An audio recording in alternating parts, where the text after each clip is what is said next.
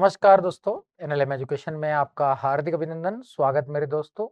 दोस्तों आज हम एक महत्वपूर्ण टॉपिक पर चर्चा करेंगे भारतीय संदर्भ में, विशेषकर राजस्थान के संदर्भ में लोकायुक्त। आप जानते हैं कि भ्रष्टाचार देश की प्रत्येक राष्ट्र की एक प्रमुख समस्या है। इस समस्या के निवारण के लिए, भ्रष्टाचार मुक्त शासन के लिए विभिन्न देशों ने लोकपाल का गठन किया है। भारत ने भी लोकपाल का गठन किया है। 2013 में पूरा अधिनियम पारित किया है और इसके लिए जन लोकपाल लाने के लिए एक संघर्ष भी 2011 में चला था अन्ना हजारे के नेतृत्व में। आप सभी को स्मरण रहा। अब साथियों, जैसे केंद्र में लोकपाल के गठन की व्यवस्था की गई है केंद्रीय स्तर पर, उसी प्रकार से राज्यों में भ्रष्टाचार निवारण, उत्तरदायी शासन, स्वच्छ व पारदर्शी शासन के लिए बेसिकली लोकायुक्त के गठन का प्रावधान किया गया है। सबसे पहले लोकायुक्त के गठन के संदर्भ में कानून बनाने वाला राज्य उड़ीसा है। तो आप इस बात को थोड़ा नोट करेंगे। लोकायुक्त के बारे में कानून बनाने वाला पहला राज्य कौन सा है? उड़ीसा। लोकायुक्त के संदर्भ में कानून बनाने वाला पहला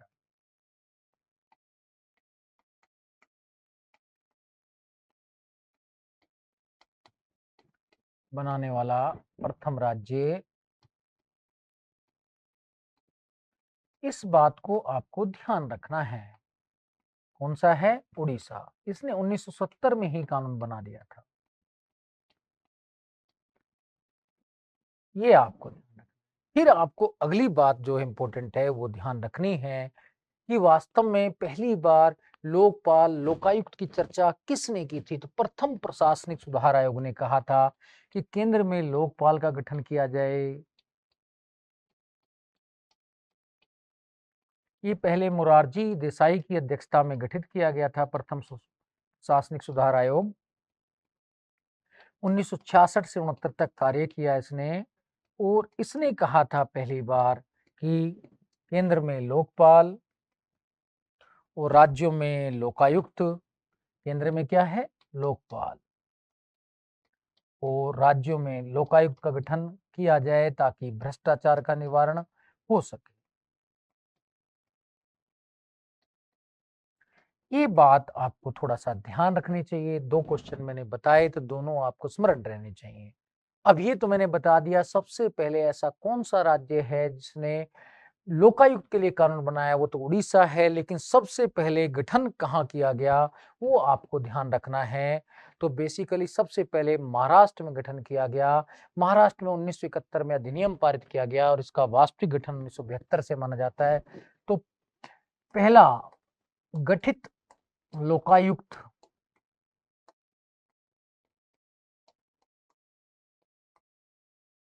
महाराष्ट्र में है। ये आपको ध्यान में रखना।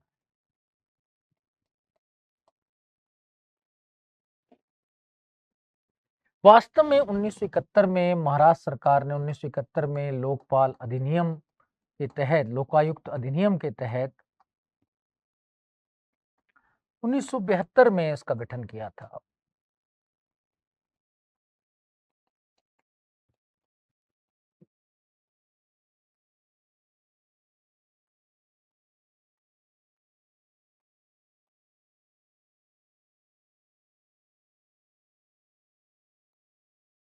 ये आपको स्मरण रहना चाहिए। अब ये छोटे-छोटे फैक्ट है मेरे दोस्तों, जब तक ये याद नहीं तो हमें आगे बढ़ने से कोई लाभ नहीं। अब हम चलते हैं कि विभिन्न राज्यों में कुछ नाम भी हैं, जैसे केरला में पब्लिक मैन कहते हैं। केरल में क्या कहते हैं इसको? Public man. कुछ राज्य स्पेशल नाम से भी जानते हैं। केरल में इसे पब्लिक मैन, तमिलनाडु में कमिश्नर ऑफ इंक्वायरी का नाम। तो केरल, तमिलनाडु में स्पेशल नाम क्या है, विशेष नाम क्या है, ये भी आपको ध्यान रखना चाहिए। तो विशेष नाम केरल में क्या है? पब्लिक।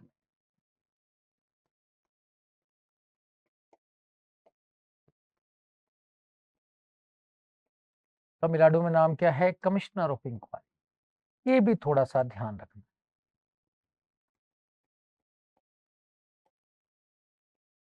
इंक्वायरी, ये आपको छोटे छोटे फैक्ट हैं, यहाँ से क्वेश्चन अक्सर आते रहते हैं, तो आपको ध्यान में रहना चाहिए कि बेसिकली ये स्थिति।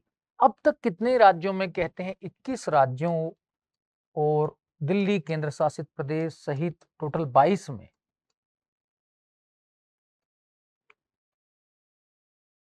में लोकायुक्त का गठन हो चुका है। 22 में लोकायुक्त गठित हो चुके हैं। ये भी आपको ध्यान में रखना है और मैंने ये पूरी सीरीज भी आगे मैं पीपीटी के माध्यम से आपको बताऊंगा कि कब कौन सा गठित हुआ। लेकिन अगर इतना याद भी है तो आपका क्वेश्चन बनने लगेगा। आप चाहे किसी भी एग्जाम का अगर तैयारी कर रहे हैं तो आपको निश्चित रूप से वहां प्रश्न का उत्तर मिलना शुरू हो जाएगा। तो आप तनाव मुक्त होकर अध्ययन करेंगे और ये छोटे छोटे फैक्ट है सारे स्मरण रखेंगे तो ये भी ध्यान रखना है। अब अगला एक छोटा सा फैक्ट है, सबसे शक्तिशाली लोकायुक्त किसका है? तो सबसे शक्तिशाली लोकायुक्त माना जाता है कर्नाटका का। तो चलिए इसको भी लिखते हैं। सबसे शक्तिशाली लोकायुक्त कहाँ का है? कोई ये पूछे, सबसे शक्तिशाली लोकायुक्त कर्नाटका का माना जाता है। मुख्यमंत्री भी दायरे में है। उड़ीसा ने पहले मुख्यमंत्री को दायरे में रखा था लेकिन बाद में मुख्यमंत्री को बाहर कर दिया। राजस्थान में भी बाहर है। तो ये ध्यान में रखना है, यहाँ मुख्यमंत्री की भी जांच लोकायुक्त कर सकता है। तो कर्नाटका का सबसे शक्तिशाली माना जाता है। तो ये छोटी छोटी बातें ध्यान रखना है। फिर अगला क्वेश्चन बनता है कि लोकायुक्त का जो ये गठन किया जा रहा है वर्तमान में वो किस अधिनियम के तहत है? तो वास्तव में वो है अधिनियम, वो भी ध्यान रखना है। मैं आपको बता देता हूं, लोकपाल लोकायुक्त अधिनियम 2013 के तहत वर्तमान में गठन किया जाए।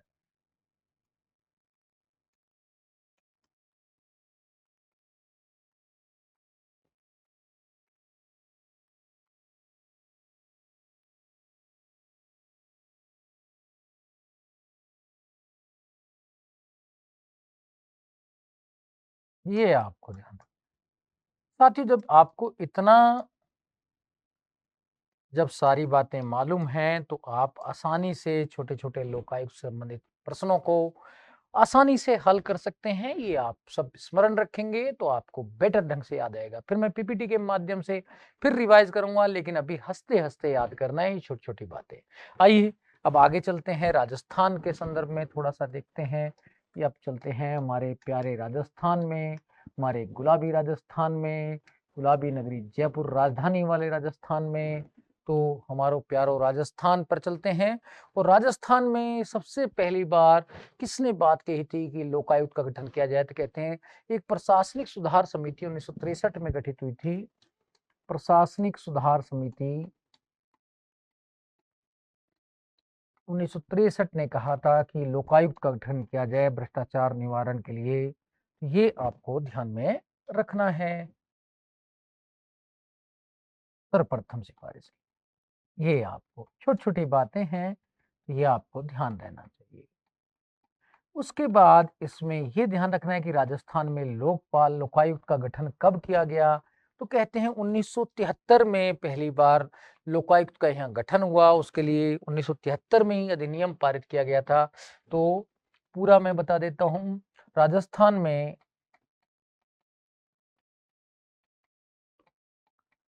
लोकायुक्त उप लोकायुक्त अधिनियम 2073 के तहत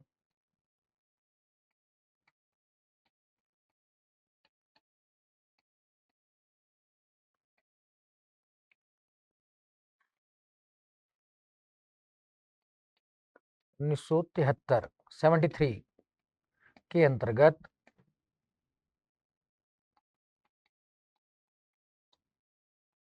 3 फरवरी 1973 को पहले लोकायुक्त की नियुक्ति की गई। तो ये आपको ध्यान में रहना चाहिए। 3 फरवरी 1973 को अंतर्गत 3 फैब 1973 को प्रथम लोकायुक्त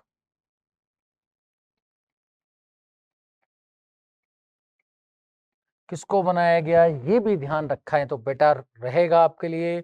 आईडी दुआ को, न्यायाधीश श्री आईडी दुआ को बनाया गया था। तो मैं पेन भी चेंज कर देता हूं। तो लोकायुक्त न्यायाधीश श्री आईडी दुआ को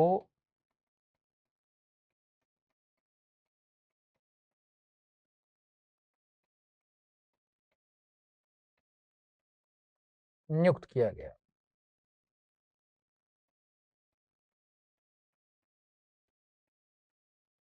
ये छोटी-छोटी बातें आपको अगर स्मरण रहें तो आप आसानी से हल कर सकते हैं। कोई भी क्वेश्चन आपका बाकी नहीं रहना चाहिए, बस इतना ध्यान रखना है और आगे बढ़ते चलना है। अब प्रथम जो उप लोकायुक्त है, उसकी नियुक्ति भी राज्यपाल द्वारा होती है, लेकिन इसमें जो सलाह है उस समय लोकायुक्त से भी सलाह लेते हैं, तो ये भी आपको ध्यान रखना है। तो प्रथम उप लोकायुक्त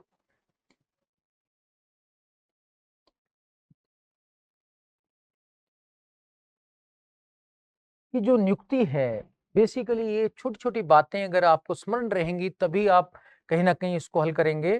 तो बेसिकली यू मेनन को नियुक्त किया गया था। तो ये भी छोटा-सा अगर ध्यान रखेंगे क्वेश्चन तो आप आसानी से हल कर लेंगे। तो ये छोटी-छोटी बातें हैं कि लोकायुक्त, उप लोकायुक्त के बारे में ये भी ध्यान रखना है। अब वर्तमान में कौन है ये भी ध्यान रखना। वर्तमान में 9 मार्च जो है 2021 को प्रताप कृष्ण मेहरा, तो वर्तमान में 9 मार्च 2021 को नियुक्त किए गए थे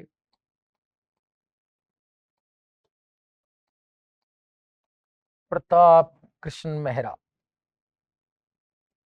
प्रताप कृष्ण मेहरा, ये छोटी बातें ध्यान रखना। अब ये छोटी-छोटी बातें अगर आपको याद होगी होंगी तो आपको ध्यान रखना है। जब ये सारी बातें जब आप स्मरण होंगे तो अब इस लोकायुक्त, उपलोकायुक्त की नियुक्ति राज्यपाल करता है। वास्तव में राज्यपाल नियुक्ति करता है, हस्ताक्षर सहित मुद्रा द्वारा नियुक्ति करता है, लेकिन इसका चयन जो है वो मुख्यमंत्री विपक्ष के नेता की सहमति से ही नाम सिफारिश करते हैं। तो ये भी आपको पूरी प्रक्रिया ध्यान रहनी चाहिए साथियों कि नियुक्ति लोकायुक्त की नियुक्ति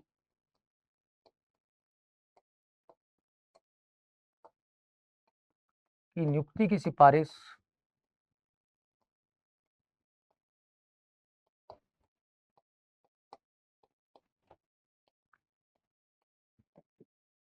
सीएम विधानसभा विपक्ष के नेता की सहमति से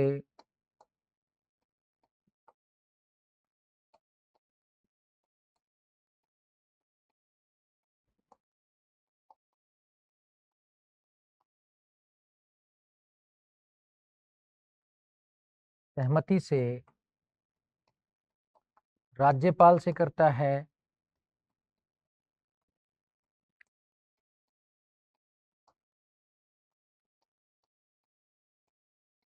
और राज्यपाल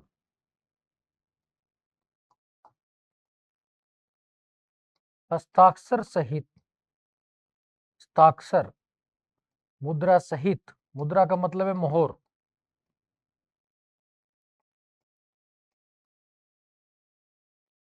इसकी नियुक्ति करता है। तो ये छोटी छोटी बातें आपको ध्यान रखना है।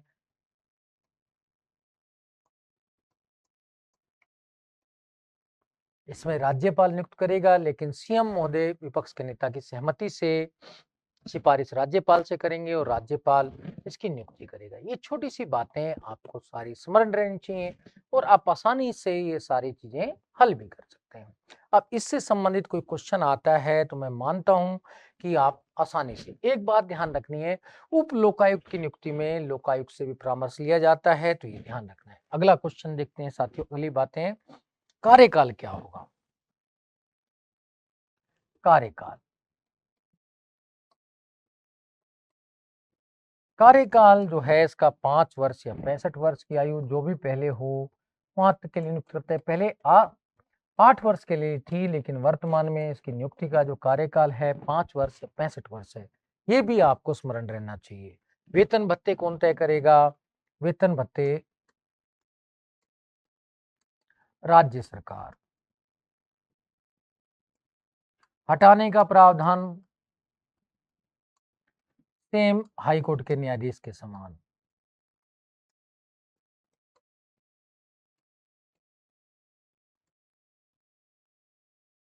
एससी लिख रहा हूं, हाईकोर्ट के न्यायाधीश के समान है। तो ये भी छोटी-छोटी बातें आपको सारी याद रहनी चाहिए साथियों। ये बातें अगर आपको स्मरण रहेंगी तो आप आसानी से क्वेश्चनों को हल करते जाएँगे। अब एक-एक बात को सुनते चलना है और अपने दिमाग में फिट रखना है। दोस्तों हँसते हुए याद करेंगे तो निश्चित रूप से ये सारे छोटे-छोटे फैक्ट आपको याद हो जाएँगे। लेकिन अब पहले से ही कह देंगे कि मुझसे तो नहीं होता तो फिर होगा भी नहीं। तो इसलिए जो भी साथी है तो अपना आनंद लेते हुए इसको देखे और इसमें स्मरण करे। तो इसमें आपको अच्छे से समझ आएगा, अच्छे से आपको याद भी रहेगा, ये भी ध्यान रखना है। अब है ये वार्षिक प्रतिवेदन या क्या है, जाँच प्रक्रिया क्या है? तो पहले जाँच प्रक्रिया और वार्षिक प्रतिवेदन दोनों पर चर्चा करते हैं। पहले जाँच प्रक्रिया, भई लोकायुक्त कैसे जाँच करेगा भ्रष्टाचार की वो सुनिए। देखो साथियों, जाँच प्रक्रिया में है नागरिक कोई शिकायत करे,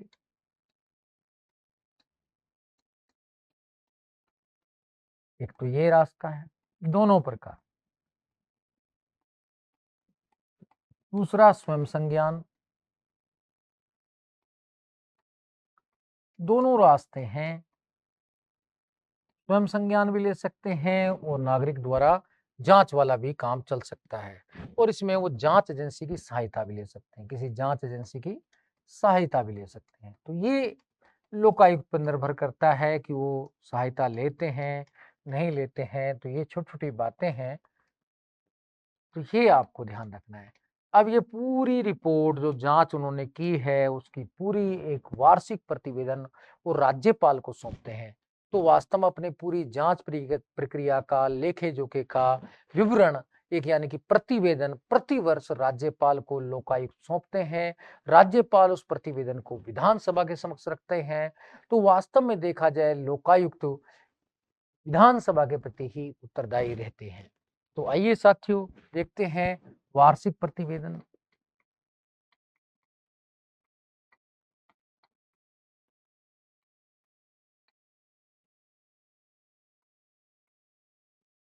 वार्षिक प्रतिवेदन क्या है? वार्षिक प्रतिवेदन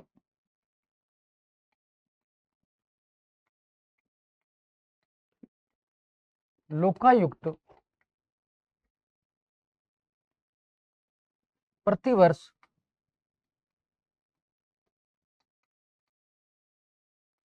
राज्यपाल को सौंपते हैं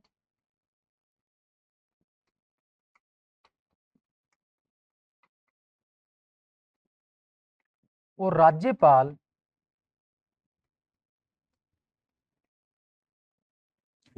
इस प्रतिवेदन को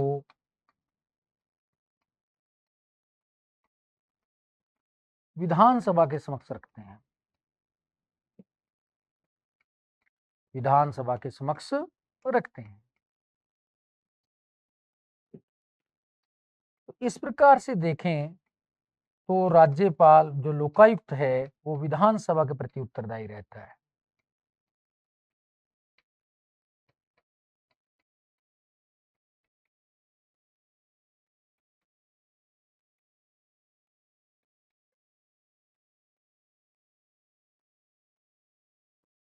ये छोटी-छोटी बातें जब आपको पूरी ध्यान रखेंगे, तो आपके क्वेश्चन भी हल होंगे और आप बेटर ढंग से सारे काम भी कर पाएँगे।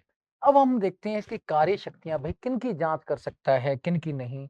राजस्थान के संदर्भ में मैं अन्य स्टेट की भी चर्चा मैं अभी कर देंगे पीपीटी के माध्यम से, लेकिन अभी मेरा ध्यान थोड़ा राजस्थान पर केंद्रित है क्योंकि बहुत सारी परीक्षाएँ जो हैं कि चाहे आरएस की हो, ईओ की हो, अन्य जो परीक्षाएँ हैं उनमें राजस्थान पूछा जा सकता है।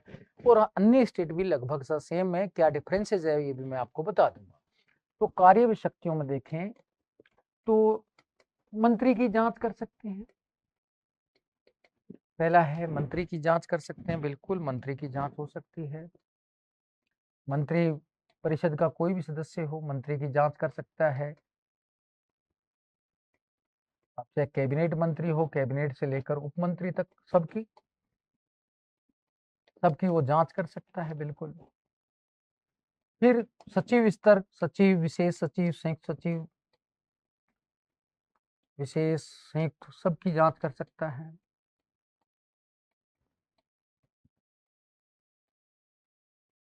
सबकी जाँच कर सकता है।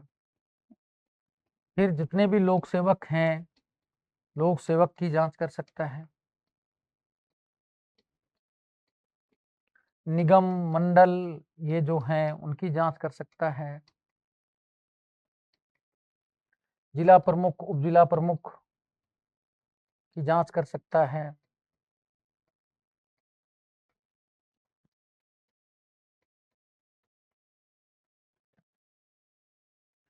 फिर नगर पालिका, नगर परिषद इनकी जांच कर सकता है, इनके अध्यक्ष वगैरह जो भी हैं,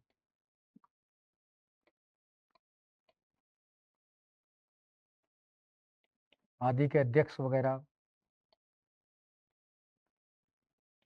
निगम बोर्ड के अन्य अध्यक्ष, निगम बोर्ड जो भी स्वायत्त संस्थाएं हैं,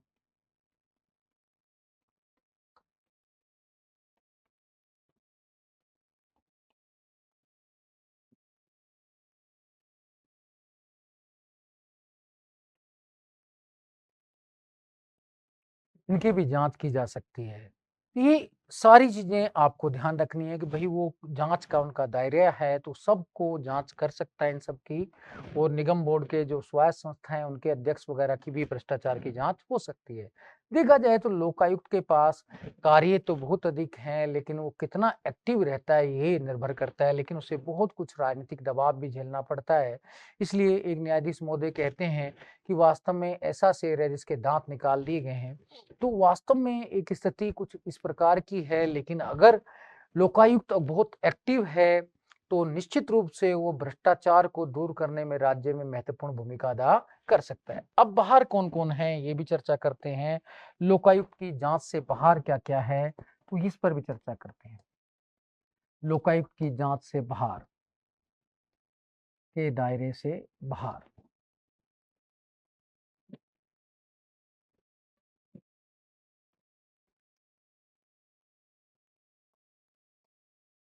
इसमें बेसिकली है सीएम बाहर है, सीएम के अलावा हाई कोर्ट के न्यायाधीश बाहर हैं,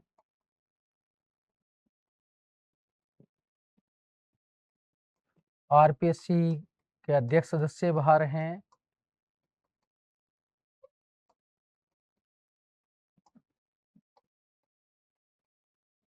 सरपंच पंच,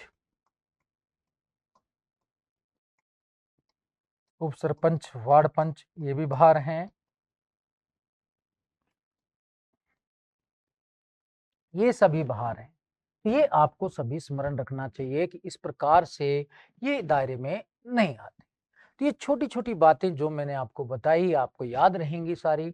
अब मैं आपको एक बार पीपीटी के माध्यम से भी सने-सने याद कराने की कोशिश करूँगा मेरे दोस्तों।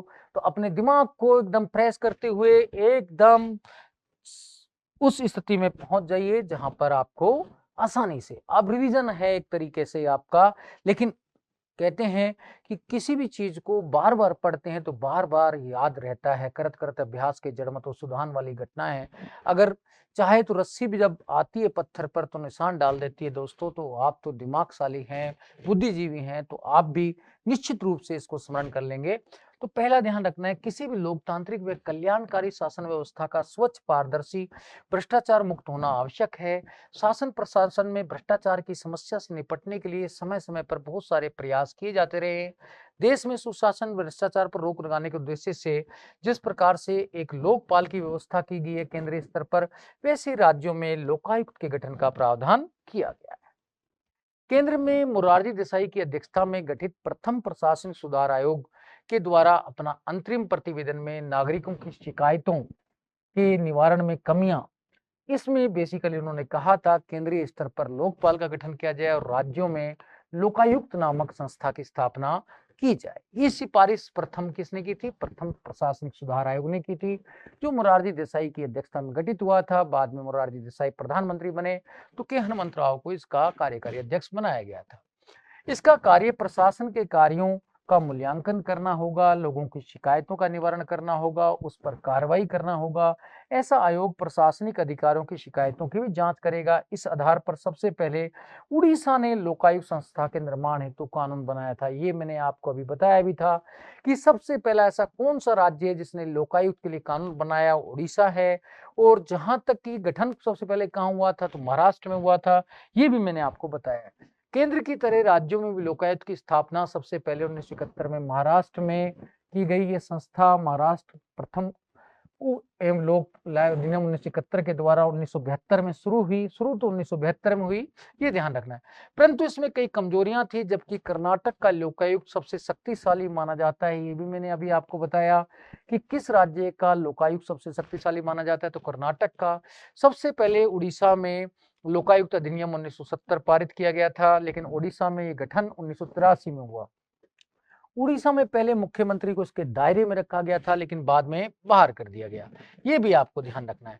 लोकायुक्त को विधि पूर्वक अधिकार व शक्तियां लोकपाल लोकायुक्त विधेयक 2013 के द्वारा प्रदान की गई। तो ये आपको ध्यान रखना है, लोकपाल व लोकायुक्त अधिनियम 2013 द्वारा ही इसे अधिकार शक्तियां विधिक रूप धारण किया गया। इसका ये भी आपको स्मरण रहना चाहिए, जो मैं आपको बता भी चुका हूं। विभिन्न राज्यों में लोकायुक्त को अलग अलग नामों से जाना जाता है। राजस्थान में इस संस्था को लोकायुक्त व उप लोकायुक्त कहते हैं। केरल में पब्लिक मैन, तमिलनाडु में कमिश्नर ऑफ इंक्वायरीज कहा जाता है। जम्मू कश्मीर में इसे राज्य उत्तरदायित्व आयोग कहते हैं। ये भी ध्यान रखना है, जम्मू कश्मीर में क्या कहते हैं, राज्य उत्तरदायित्व आयोग। वर्तमान में 21 राज्य और एक केंद्र शासित प्रदेश दिल्ली में लोकायुक्त स्थापित हो चुके हैं। अब आगे चलते हैं, किस राज्य में कब हुआ, ये पूरा सारणी मैंने बताई है आपको। महाराष्ट्र में 71, राजस्थान में 73, बिहार में 74, उत्तर प्रदेश में 74, मध्य प्रदेश में 81, उड़ीसा में 83। तो ये भी आपको ध्यान रखना है। हो सकता है सुमेलित करने के लिए इस प्रकार से क्वेश्चन आए, तब आपको ये भी ध्यान रखना है कि महाराष्ट्र 71 है तो राजस्थान 73, बिहार 74, उत्तर प्रदेश 75, मध्य प्रदेश 81, तो उड़ीसा 83 है। आगे चलते हैं मेरे दोस्तों। आंध्र प्रदेश में 83, हिमाचल प्रदेश में 83, कर्नाटक में 85 सबसे शक्तिशाली है, जो 85 में स्थापित हुआ। तो ये भी आपको ध्यान रखना है। असम में 85 है, गुजरात में 86, पंजाब दिल्ली में 95 है। ये थोड़ा ध्यान रखना है। केरल में 99 है, यहाँ पब्लिक मैन कहते हैं। ये भी आपको ध्यान रखना चाहिए मेरे दोस्तों। फिर उसके बाद झारखंड में 2001, छत्तीसगढ़ में 2002, हरियाणा में 2002, उत्तराखंड में भी 2002, जम्मू कश्मीर में 2002, पश्चिम बंगाल में 2003, त्रिपुरा में 2008, गोवा में 2011।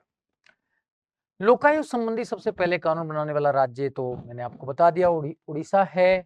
अब लोकायुक्त के क्या कार्य हैं उस पर भी एक बार पुनः चर्चा करते हैं। राज्यों में लोकायुक्त आयकर विभाग और भ्रष्टाचार निरोधी ब्यूरो के साथ मिलकर कार्य करता है। ये राज्यों में कर्मचारियों के कार्यों की जांच करता है। इसका मुख्य कार्य शिकायतों का जल्द से जल्द निपटारा करना होता है। लोकायुक्त 5 साल से पुराने मामलों की जांच नहीं करता है। 5 साल से पुराना मामला है तो उसकी जांच नहीं करता है। ये भी इंपॉर्टेंट क्वेश्चन एक बनता है, ये भी वेरी इंपॉर्टेंट है कि लोकायुक्त कितने साल से अधिक पुराने कार्यों की जांच नहीं करता है, 5 साल से पुराने। भाई पुराना कोई पेंडिंग कार्य पड़ा है उसकी जांच नहीं करेगा, 5 साल तक पुराना है तो उसकी जांच कर सकता है। आगे चलते हैं साथियों। राजस्थान में राजस्थान प्रशासनिक सुधार समिति 1963 की सिफारिश पर लोकायुक्त की स्थापना राजस्थान लोकायुक्त अधिनियम 1973 के द्वारा 3 फरवरी 1973 को की गई थी। कब की गई थी? 3 फरवरी 1973 को। 28 अगस्त 1973 को सर्वोच्च न्यायालय के सेवर्त न्यायाधीश श्री आई डी दुआ को प्रथम लोकायुक्त बनाया गया। श्री केपीयू मेनन को 5 जून 1973 को प्रथम उप लोकायुक्त बनाया गया। हाल में ही 9 मार्च 2021 को पूर्व न्यायाधीश प्रथम कृष्ण लोहारा को राज्य का नया लोकायुक्त नियुक्त किया गया है। तो ये भी आपको ध्यान रखना है कि प्रताप कृष्ण लोहारा जो हैं उनको अब लोकायुक्त हैं। राजस्थान के मंत्रियों, सचिवों, राज्य के प्रतिष्ठानों के अध्यक्ष, स्वायत्त संस्थानों के अध्यक्षों, उपाध्यक्षों, प्रमुखों, प्रधानों व अन्य अधिकारी कर्मचारियों के विरुद्ध भ्रष्टाचार, पद के दुरुपयोग व अक्रमणिता की जांच के लिए स्थापित एक उच्च स्तरीय वैधानिक यानी कि कानूनी व स्वतंत्र संस्थान है। लोकायुक्त संस्थान संवैधानिक का मतलब यहाँ कानूनी से ही है, कानूनी और सलाहकारी संस्था है।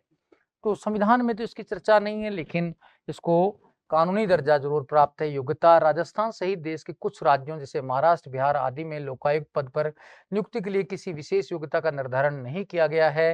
राज्य में लोकायुक्त की नियुक्ति के संबंध में यह प्रावधान किया गया है कि लोकायुक्त का स्तर राज्य के उच्च न्यायालय के मुख्य न्यायाधीश या उच्चतम न्यायालय के न्यायाधीश के समान होना चाहिए। सेवानिवृत्त या कार्यरत न्यायाधीश को भी इस पद पर नियुक्त किया जा सकता है। सेवानिवृत्त, कार्यरत दोनों को नियुक्त किया जा सकता है।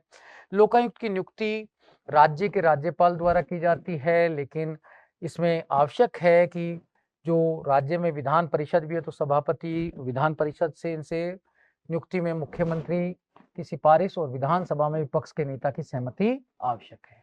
तो ये भी आपको ध्यान रखना है। राजस्थान में लोकायुक्त व उप लोकायुक्त की नियुक्ति राज्यपाल द्वारा अपने हस्ताक्षर व मुद्रा सहित वारंट के माध्यम से, ये बात मैंने आपको बताई थी। मुख्यमंत्री की अध्यक्षता में गठित समिति की सिफारिश के आधार पर की जाती है और उप लोकायुक्त की नियुक्ति में लोकायुक्त से परामर्श भी किया जाता है। तो ये छोटी-छोटी बातें हैं जो आपको मैंने पहले भी बताई हैं। अब मैं पुनः स्मरण करा रहा हूँ, लेकिन साथियों बार-बार रिपीट करेंगे तो बेटर रहेगा कि लोकायुक्त नियुक्ति में मुख्यमंत्री की सिफारिश और विधानसभा विपक्ष के नेता की सहमति आवश्यक है। नियुक्त कौन करेगा? राज्यपाल करेगा। राज्यपाल कैसे करेगा? हस्ताक्षर और मुद्रा सहित वारंट द्वारा करेगा। ये आपको ध्यान रखना है। उप लोकायुक्त की नियुक्ति में लोकायुक्त की सिफारिश भी चाहिए, ये भी आपको ध्यान देना चाहिए। कार्यकाल कितना है? 5 वर्ष या 65 वर्ष तक अपने पद पर बना रहेगा। 7 मार्च 2019 को राजस्थान में लोकायुक्त आदेश 2019 जारी करके लोकायुक्त का कार्यकाल 8 वर्ष से घटाकर 5 वर्ष किया गया। तो आपसे पूछेगा कि कब कार्यकाल घटाया गया? पहले 8 वर्ष था, अब 5 वर्ष किया गया। 2019 के जो संशोधन आदेश द्वारा ये किया गया। वह पुनर्नियुक्ति का पात्र नहीं होगा। ये भी एक इंपॉर्टेंट क्वेश्चन है कि लोकायुक्त को पुनः लोकायुक्त बनाया जा सकता है, नहीं बनाया जा सकता। ये आप स्मरण रख सकते हैं। ठीक है दोस्तों, अब आगे देखते हैं। वेतन व भत्ते लोकायुक्त व उप लोकायुक्त के वेतन व भत्ते राज्य सरकार द्वारा निर्धारित किए जाते हैं। इनको साधारणतः उच्च न्यायालय के मुख्य न्यायाधीश के समान वेतन व भत्ते दिए जाते हैं। त्यागपत्र, ये अपना त्यागपत्र राज्यपाल को देते हैं। आगे देखते हैं, हटाना लोकायुक्त को उसके पद से दुर्व्यवहार व असक्षमता के आधार पर उसी विधि से हटाया जा सकता है जिस प्रकार उच्च न्यायालय के न्यायाधीश को हटाया जाता है। अब ये अपना जांच प्रक्रिया और प्रतिवेदन मैंने बताया था। ये जांच एक तो किसी नागरिक की शिकायत पर या स्वयं संज्ञान ले सकते हैं, किसी एजेंसी की सहायता भी ले सकते हैं, और ये अपना वार्षिक प्रतिवेदन राज्यपाल को देते हैं और राज्यपाल उसे विधानसभा में रखता है। कहाँ रखता है? विधानसभा में। तो ये आपको ध्यान रखना है। तो देखा जाए तो लोकायुक्त विधायिका के प्रति उत्तरदायी रहता है। अब ये जांच प्रक्रिया में मैंने कहा लोकायुक्त किसी नागरिक द्वारा प्रशासनिक कार्रवाई के विरुद्ध भी जांच कर सकता है, स्वयं संज्ञान भी ले सकता है और किसी जांच एजेंसी की सहायता भी ले सकता है। तो ये छोटी-छोटी बातें अगर आपको याद रहेंगी तो आप आसानी से कार्य कर सकते हैं। केंद्र सरकार ने 2016 में लोकपाल और लोकायुक्त अधिनियम 2013 की धारा 44 में संशोधन करके ये व्यवस्था भी की है कि लोक सेवकों द्वारा अपनी परिसंपत्तियों व देनदारियों के संबंध में विभाग को जानकारी देनी होगी और ऐसी जानकारी 30 दिन के अंदर देनी होगी पद ग्रहण से, और इसमें अपने बच्चों और पत्नी आश्रित सभी लोगों पर के बारे में भी जानकारी देनी होगी। तो ये छोटी-छोटी बातें आपको ध्यान में रखना है। अब लोकायुक्त का अधिकार क्षेत्र क्या है? राजस्थान लोकायुक्त उप लोकायुक्त अधिनियम 1973 की धारा 7 के अनुसार आयोग के कार्य क्षेत्र निम्नलिखित मामलों तक विस्तृत है। पहला, मंत्री का मतलब मंत्री परिषद का कोई भी सदस्य है, ये ध्यान रखना है। मुख्यमंत्री इसमें शामिल नहीं है, मुख्यमंत्री इससे बाहर है, ये आपको ध्यान रखना है। हिमाचल प्रदेश, आंध्र प्रदेश, मध्य प्रदेश, गुजरात में मुख्यमंत्री को लोकायुक्त की परिधि में रखा गया है, लेकिन राजस्थान, उत्तर प्रदेश, महाराष्ट्र, बिहार, उड़ीसा में मुख्यमंत्री को लोकायुक्त के अधिकार क्षेत्र से बाहर रखा गया है। भाई आंध्र प्रदेश, हिमाचल, मध्य प्रदेश, गुजरात में मुख्यमंत्री को दायरे में, लेकिन राजस्थान, उत्तर प्रदेश, महाराष्ट्र, बिहार, उड़ीसा में मुख्यमंत्री दायरे से बाहर है। यानी कि लोकायुक्त मुख्यमंत्री के भ्रष्टाचार की जांच नहीं कर सकता। आगे देखते हैं साथियों, राजस्थान में राज्य सरकार के सभी मंत्री, कार्मिक अधिकारी, विभिन्न विभागों के अध्यक्ष और स्वायत्त शासित संस्थाओं के अध्यक्ष जांच के दायरे में आएंगे। राजस्थान राज्य के कार्यकलाप के संबंध में लोक सेवा पद पर नियुक्त व्यक्ति भी जिला परिषद के जिला प्रमुख, उप जिला प्रमुख, पंचायत समिति के प्रधान, उप प्रधान और 1959 के तहत जो पंचायती राज अधिनियम के तहत जो भी पदाधिकारी उनकी जांच, नगर पालिका परिषद के अध्यक्ष, उपाध्यक्ष, नगर पालिका बोर्ड के अध्यक्ष, उपाध्यक्ष की 1959 के तहत जो गठित हैं उनकी भी जांच कर सकते हैं। ये भी आपको ध्यान रखना है। फिर राजस्थान राज्य में कोई स्थायी प्राधिकरण है, कोई निगम है, सरकारी कंपनी है, एनजीओ भी है। पंजीकरण अधिनियम 1958 के तहत पंजीकृत सोसाइटी है, राजस्थान सरकार के सचिव, विशेष सचिव सबकी जांच कर सकते हैं। तो ये सब बड़ा दायरा, विस्तार पूर्वक दायरा दे रखा है। लेकिन बाहर क्या क्या है? मुख्यमंत्री, उच्च न्यायालय के न्यायाधीश, पदाधिकारी, आरपीएससी के अध्यक्ष, सदस्य, कर्मचारी, पूर्व प्रशासनिक अधिकारी, विधायक, महालेखाकार कार्यालय, सरपंच, उप सरपंच, वार्ड पंच आदि लोकायुक्त की जांच दायरे से बाहर रखे गए हैं। तो ये आपको ध्यान रखना है कि बाहर क्या है और अंदर क्या है। तो इस प्रकार से आपने काफ़ी हद तक समझा। आगे भी मैं एक छोटी-सी बात और बता देता हूँ कि अब तक राजस्थान के लोकायुक्त कौन-कौन रह चुके हैं, उनकी सूची भी देखें। आईडी दुआ पहले थे, उसके बाद डीबी गुप्ता रहे, फिर एमएल जोशी, फिर केएस संधू, फिर एमएलएल श्रीमाल, फिर पीडी कुदाल और पीडी कुदाल के बाद MB Sharma, VS Dave, MB Sharma, Milap Chand Jain, GL Gupta, SS Kothari और वर्तमान में है प्रताप कृष्ण लोहरा 13 नंबर पर। तो 13 लोकायुक्त बन चुके हैं, ये आपको ध्यान रखना है। अब लास्ट स्टेटमेंट भी आपको याद रहना चाहिए मेरे दोस्तों कि न्यायमूर्ति एचएल दत्तू कहते हैं लोकपाल लोकायुक्त को दंतविहीन नखविहीन टाइगर कहते हैं। तो किसने कहा दंतविहीन नखविहीन टाइगर? तो न्यायमूर्ति एचएल दत्तू ने कहा। क्यों कहा? कि बेसिकली इसके पास कार्रवाई करने की इतनी ठोस शक्तियां नहीं है, जांच के लिए अन्य एजेंसियों पर निर्भर है, इसलिए इन्होंने ऐसा कहा है। लेकिन फिर भी अगर लोकायुक्त प्रभावशाली है और वो कार्य करना चाहता है तो निश्चित रूप से वो शासन को पारदर्शी बनाने में, भ्रष्टाचार मुक्त बनाने में महत्वपूर्ण भूमिका अदा कर सकता है। तो साथियों, आपको लोकायुक्त पद समझ आया होगा और इसी के साथ मैं इस वीडियो से विदाई चाहूंगा मेरे दोस्तों। जय हिंद, जय भारत।